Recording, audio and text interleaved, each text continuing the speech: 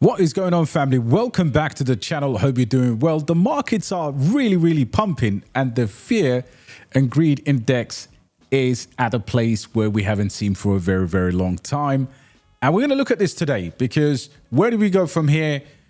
And I can tell you right now, the headlines could be misleading, but let's enjoy this ride and look out for the traps, because obviously the market has a habit of bringing us back down to earth. And the name of the game from here would be sell what you can when you can.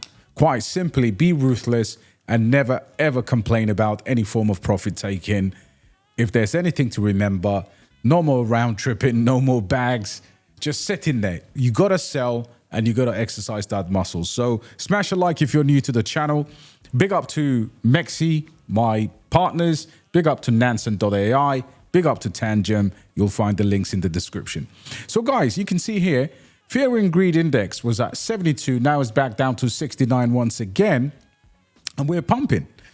So like I said before in my introduction, let's enjoy the ride, but we need to play it smartly. Now, what I'm saying is this, or why am I saying this in this particular lovely moment?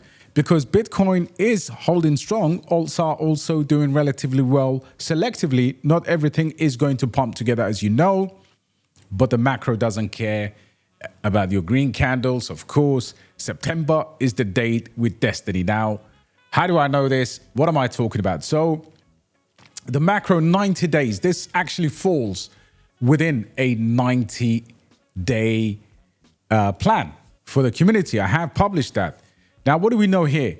The most important part here is about the Federal Reserve and how more money is going to come into the system. So we are seeing the increase in terms of the money that's coming into the market. However, we've got the Fed's TGA, which stands for the Treasury General Account, that needs to be filled. Think of the Fed's war chest. When this is filled, pure liquidity is going to come into the system. And of course, we've also got the FOMCs coming up. Now, of course, there's going to be way more off the risk environment than what you're seeing right now. Hence, the price of Bitcoin can go absolutely massive. Now, why do I keep reminding you of these, or of the current macro conditions? Of course, we've got the tariffs. Nobody cares. Right now, everyone is telling you. And if you look at the headlines, Trump-backed World Liberty proposes 1.5 billion crypto holder, Bloomberg News reports. You're starting to see market makers setting the traps.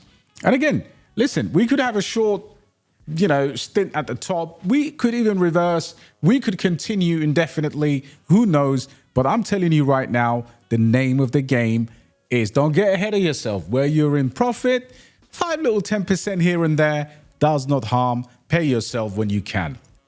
Of course.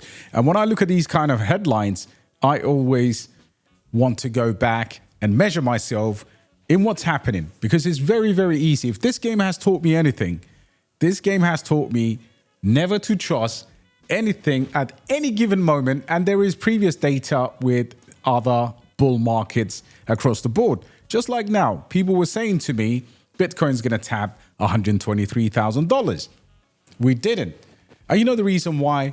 Liquidity movements. But we may actually end up going to grab some of that liquidity, because I need to show you this. This is the liquidation heat map for Ethereum. Ethereum has decided to reverse $68 million sitting at these levels, $4,100. This is where we need to hold. We can't dip below 4,000. Of course, it's not a given.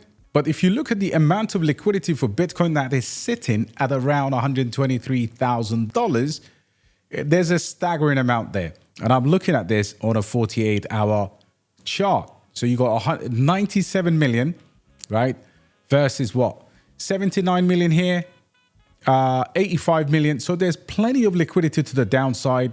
Of course, majority of liquidity sits just immediately above or at around $123,000. That's a 97 million. But if you look at Bitcoin coming down, you're 79 million there. You've got 79 million sitting at 119 and change.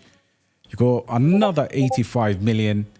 And then you've obviously got this another 75 million over here at 117. So plenty of liquidity to the downside. And the best way to see this is if you go to the bigger time frame. So if we go to the 3-day, it'll give us less noise. So we've taken liquidity here, right?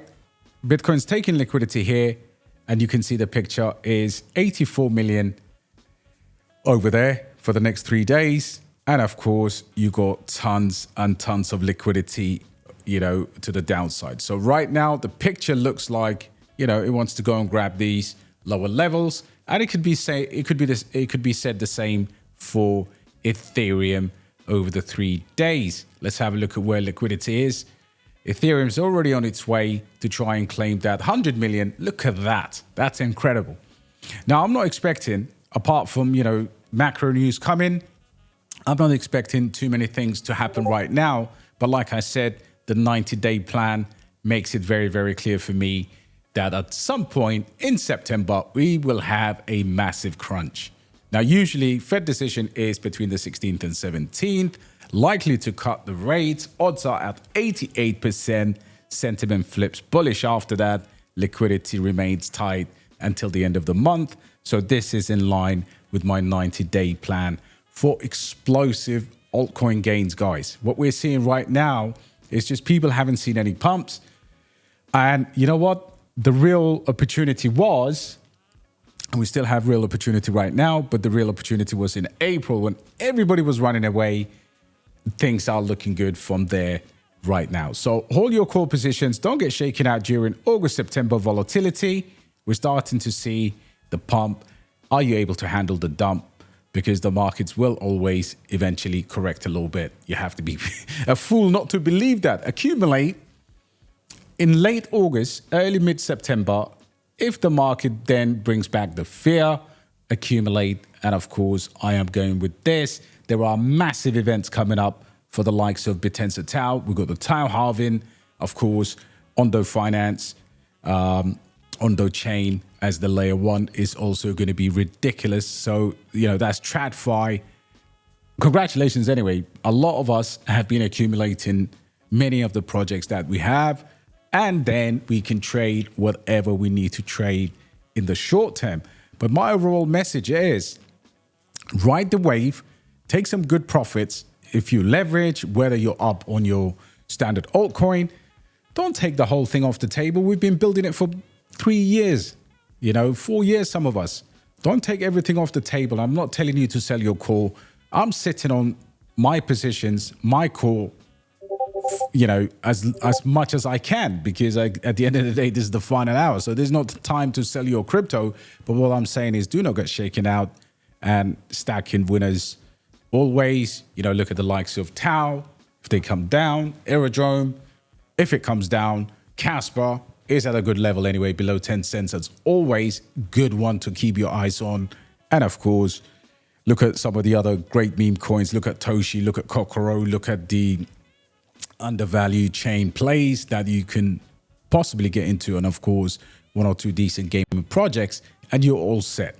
So I hope I've given you a very good breakdown of where my mind is. But like I said, the halving for TAO is coming, guys. Things are going to get absolutely, this is Bitcoin for AI. It's an obvious winner, right? Even you can hold these types of assets in a bear market, and that's another subject for another day. But right now, enjoy the pump, stay focused. Trillions are going to be unlocked. TradFi is coming in, and this place is going to be absolutely bullish, right? I'll catch you on the next one. Smash a like, guys, and check out some of my links.